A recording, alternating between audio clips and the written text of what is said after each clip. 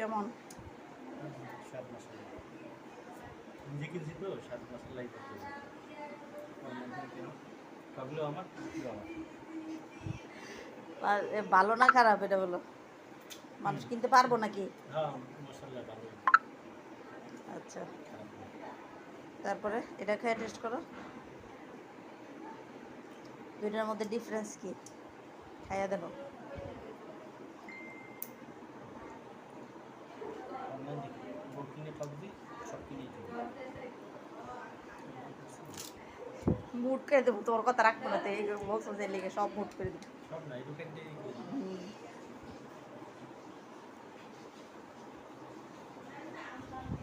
এটা স্বচ্ছ, ওটা গাঢ়।